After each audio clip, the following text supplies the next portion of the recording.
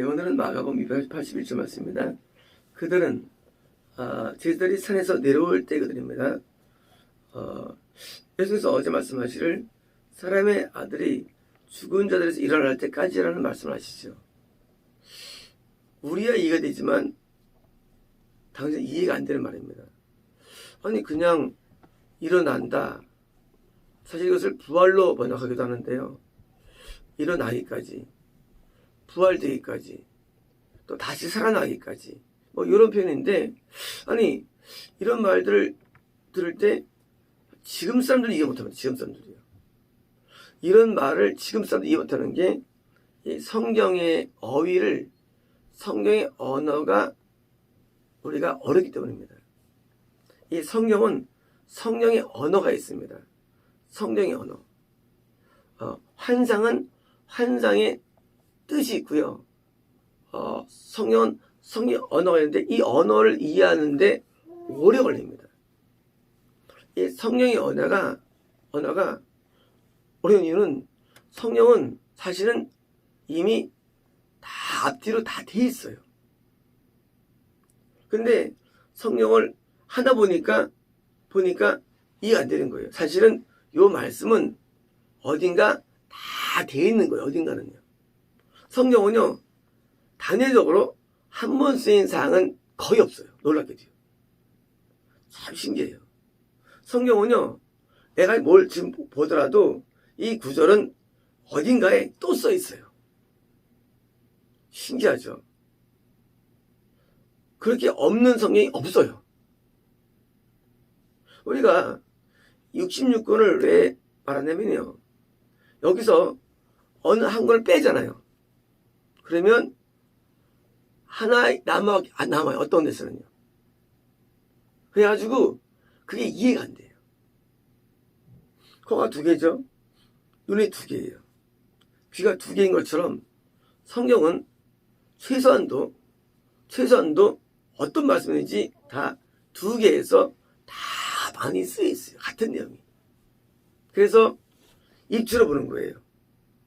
그래서 성의 언어를 이해할 때 우리가 문제적으로 거기에 쓴 거를 이해하면은요 100%다 해석이 틀리게 되는 거예요.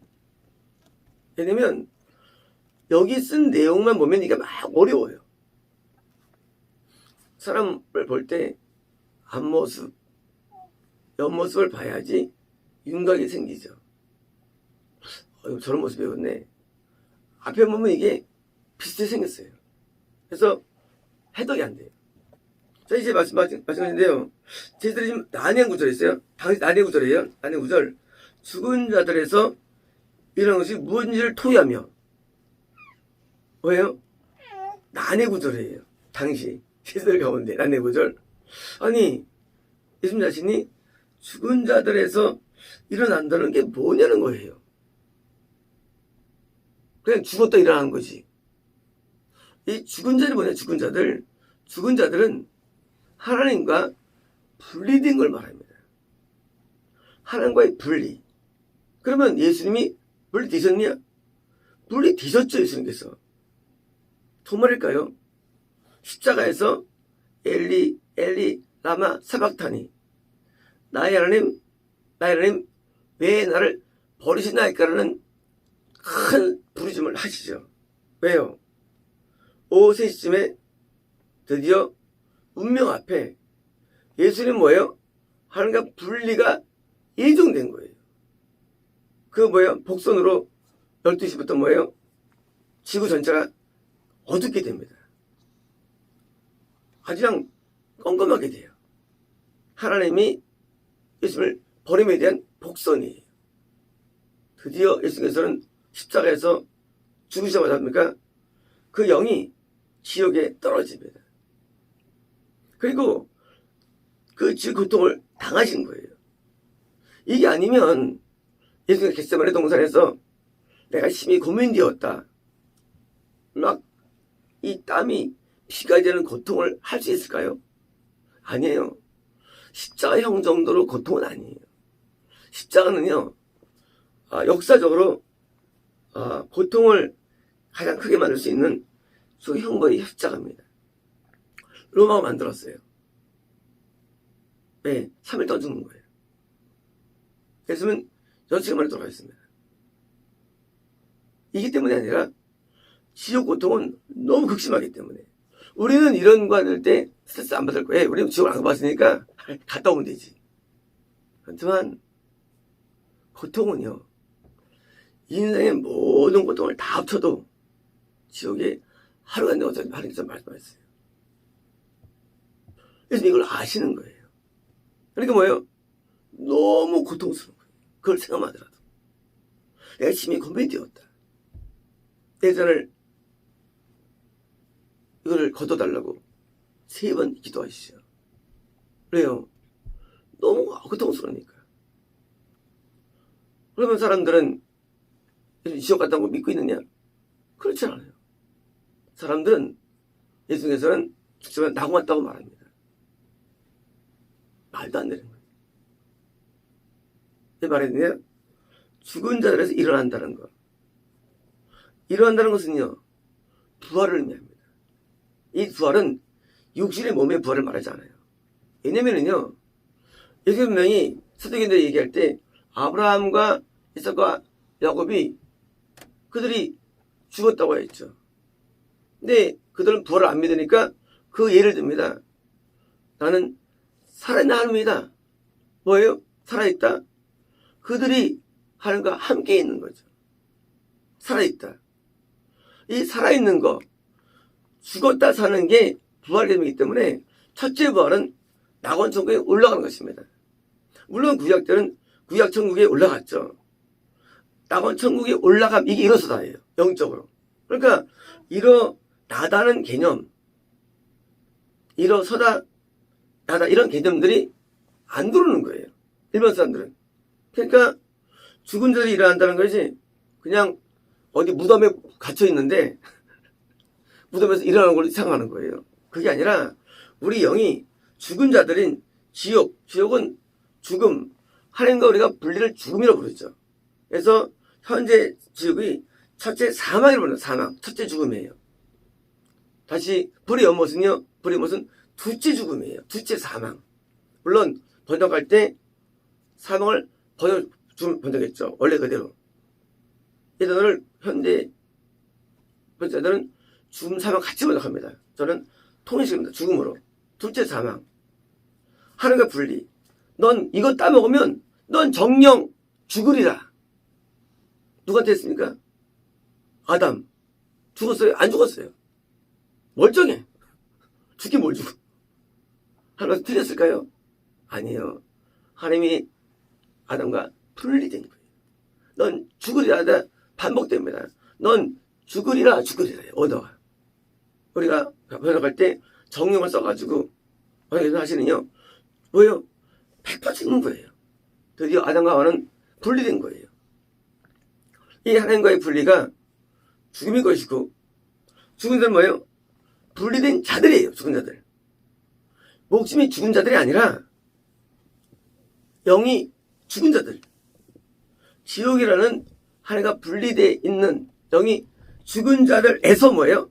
그 가운데 다시 일어나다, 다시 부활하다, 다시 살다. 그래서 첫째 부활하기 때문에 사도계인들에게 불이 없다고 주장할 때 나는 산자의 하나님이라고 말씀하신 거예요. 누가? 아브라함과 이삭과 하나님이다. 하나님이. 그들이 그러니까 불리는 자들이 하나님이 아니다. 그래서 이제 첫째 부활을 바로 우리가 죽으면 영이 부활되죠. 얼로 낙원으로. 그게 부활이에요. 오늘 부활을 이해할 때 주님의 부활되죠. 그때는 뭐예요? 새 생명으로 부활되죠. 어떤 새로운 몸으로. 그땐 둘째 부활이에요. 그건 둘째 부활. 우리는 재림할 때 둘째 부활은 뭡니까? 새로운 육체로 부활합니다. 첫째는 바로 이 낙원에서 이제 계시록에 써 있죠. 첫째 부활이라고. 첫째 부활. 이게 뭐예요? 영의 부활이에요. 영이 뭔가 영이 일어나는 게 부활이에요. 부활이라는 것은 우리 영이 육이 그러다 붙는 게 아니에요. 그게 아니고 부활이라는 것이 내가 영이 나갔다가 들어온 게 아니라 그건 세상적 부활이에요. 성령에서 부활은 그게 아니라 하나님과 분리되었는데 다시 붙는 거, 이게 부활이에요. 그래서 성령이 굉장히 어려워요. 설명하기가. 왜요? 이거를 뭐 알겠습니까? 성령을 모르는데. 그러니까 성령을 가르친다는 게 보통 오는 게 아니에요. 왜? 일단 못 알아먹어요. 무슨 말인지를. 지금 제자리 말이죠. 죽은 자들에서 일어서기, 일어나는 것이 무엇인지를 토의하면서 토의하는 거예요. 이게 뭐냐? 하면서 뭐예요? 이 말씀을 자신들에게 두었습니다. 자, 그때까지는 말이야, 이거 말하지 마. 왜냐고요? 그때까지는 영생이라는 낙원천국이 없기 때문이에요. 낙원천국. 낙원천국이 어디 있습니까? 예수님 십자가에서 금요하신 다음에 나중에 지옥에서 다시 올라오시죠. 올라올 때 구약에 있는 구약천국을 있는 영혼들을 낙원천국으로 올리십니다. 물론 구약에 있는 영혼들은 잠잔다. 잠잔다는 개념은요, 우리 지금 잠자는 게 아니라 이거 마찬가지인데요. 이것은 살아있는데, 영이 살아있는데 하나님과 약간은 얻은 거리감이 있는 걸 말합니다. 잠자는 것은. 이 성령 영은 달라요. 그래서 하나님을 볼 수 없는 단계, 나는 하나님과 함께 있어요. 같이 있는 거예요. 구약 때도 같이 있는데 볼 수 없는 거. 우리 잠을 눈 감아 됩니까? 안 보여요. 살아있어도. 영도 마찬가지로 영이 부활해가지고 함께 있어요. 함께 있는데 하나님 볼 수 없는 단계를 잠자다는 거예요. 잠잔다는 게. 드디어 이제 나온 정리에 올려가지고 하나님을 드디어 우리가 보게 됩니다. 우리는 하나님을 볼 수 있어요. 예수님과 대화합니다. 성령의 물을 마십니다. 천국에서. 이런 뭐예요? 영적인 이 일어남, 이 부활을 아직 아니라니까 그때까지는 뭐예요? 말 왜? 이게 그 영생의 사건을 묘사했다는 거예요. 뭐가? 변호사의 사건이. 모세 엘리야와 얘기합니다. 우리도 천국 올라가면 모세하고 얘기할 수 있어요. 모세 어려운 건 아니에요. 이제 우리가 좀 있으면 우리가 모세하고 얘기합니다. 천국 우리는 엘리야하고 얘기합니다. 어려운 거 아니에요. 천국을 오늘 우리 예수님과 얘기합니다. 어려운 거 아니에요. 왜? 거기 그런 곳이에요. 천국에 있는 나무천국에 있는 우리는 같이 얘기합니다. 거기는 옷이요 빛나기가 하나도 없습니다. 천국에서는요. 이 땅에서 우리가 영적인 옷을 입습니다. 구원받을 때 그 옷을 다시 갈아입습니다. 천국에서는요. 그 옷은요 이 땅에서 볼 수 있는 옷과 비교할 수 없어요. 천국에서는요. 너무 아름답고 놀라운 옷을 입고 성회살합니다. 신부 드레스보다 훨씬 아름답죠. 이런 놀라운 옷을 입고 사는데 빨리할 수 없는 정도로 빛나는 옷을 입고 살아갑니다. 천국에서요. 처음에 우리는요 멸관을 쓰고 살아갑니다. 다 왕관 써서 왕관 쓰고 그래서 왕관을 다 써 왕관을 해요. 멸관도 오해된 말씀이죠. 멸관이라는 것은 이게 사각모에 오해된 거죠. 왕관 씁니다. 왕관을 씁니다. 왜? 우리 왕이기 때문에 우리는 처음에서 왕 노릇합니다. 그래서 왕관 쓰고요. 이 천국에서의 삶이 잠깐 보여준 게 이게 변호사네요. 이게 뭐예요? 이게 임신이죠. 환상을 본 거예요. 이거를요. 이제 이들은 뭐예요? 이들은 이 말씀을 자기 마음속에 두었어요. 누가? 3명이죠. 이 말씀을 두어서 나중에 이제 이것이 해석이 되는 겁니다. 우리는 성경을 어떻게 이해할 수 있을까요? 성경을 이해하려면요. 성경을 마음에 자꾸 두어야 나중에 이해가 됩니다. 우리가 성경을 어떻게 많이 알 수 있을까요? 모르겠어. 하면 성경은 모르는 거예요. 성경은요, 마음에 두고 자꾸 묵상하면요, 이렇게 사탕처럼 이렇게 올라와요. 사탕을 물면 어떻게 합니까? 깨물어지지 않고만 딱딱해가지고, 근데 맛은 나잖아요. 그죠? 나중에 뭐예요? 나중엔 허물어지고 녹아버리죠. 마찬가지로 성경 말씀은 놀랍게도요. 말씀을 자꾸 많이 품고 있으면요. 나중에 옷이 나한테 스며들면서 나한테 이해가 됩니다. 성경을 묵상하는 것은 굉장히 중요합니다. 우리가 묵상 메디테이터라는 말이 있어요. 성경에서. 묵상을 뭐 하나? 근데 묵상을 해야만 성령은 우리에게 이해가 됩니다. 그래서 말씀을 줬다. 이건 묵상을 말해 사실은요. 묵상하다.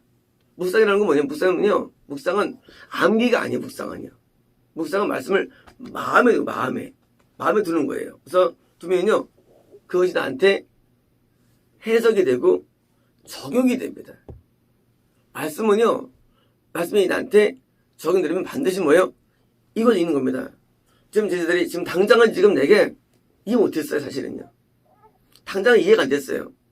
나중에 십자가에서 다시 명하시고 뭘 하셨을 때 그때는 이것이 다 이해가 됐을 겁니다. 지금 이들은요 십자가도 보지 못했습니다. 부활도 스스로 보지 못한 상태입니다. 오늘도 없는 상태예요. 근데 이들은 앞으로 이런들이 일어날 것이라는 사실이에요. 우리 신앙 여정 가운데 아직 내게 일어나지 않은 일들이 앞으로 일어날 겁니다. 우리는 현재 있는 내 신앙에 있는 거 가지고 모든 것을 다 이해하면 안 됩니다. 왜요? 내가 아직 경험이 안 됐기 때문에 그냥 가상으로 이해할 뿐이에요. 그렇잖아요. 건너지 않은 사람은 건너면 이해 못합니다. 구원하면 구원을 이해 못합니다. 우리가 아직 안 일어났지만 일어날 일을 대비해서 묵상할 뿐이지 그것을 미리 해석하면 안 되는 거예요. 성경 말씀은요 모르는 것을 어두르면 안 돼요. 모르는 거로 둬야지 나중에 진짜가 이해됩니다. 왜 교리를 배우면 미혹되느냐? 답은 해석을 갖다 마음에 두기 때문에. 그래서 교리 배우지 말고 말씀을 배워야 됩니다. 말씀을 배우면 나중에 말씀을 이해되는데 교리가 성경 해석한 교리예요. 또 해석을 해다 버리니까 성경이 이렇게 보이는 거예요. 그러니까 영적인 진보가 없는 거예요.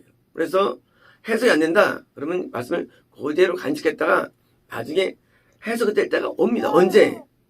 처음에 다른데 발견하게 돼 성경에 반드시. 그게 여기 썼네 성경에. 깜짝 놀라는 거예요. 이게 시편에 있었네. 난 신약인 줄 알았는데. 이게 이사야에 있었네. 신약인 줄 알았는데. 이게 에게서에서 있잖아 이게. 하고 놀라는 거예요. 그때는 이제 하고 깨달아집니다. 성경이 어떻게 이해되느냐? 성경은 성경에서 푸는 겁니다. 성경 해석 열쇠는요 감동이 사실 아니에요. 성경은요 성경의 말씀 자체가 열어주는 거예요. 어디 있는 말씀?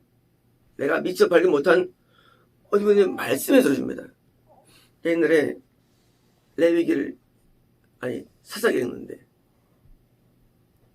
깜짝 놀랍니다. 이게 여기 있었네. 제가 선한 사마리아인을 읽다가 아는데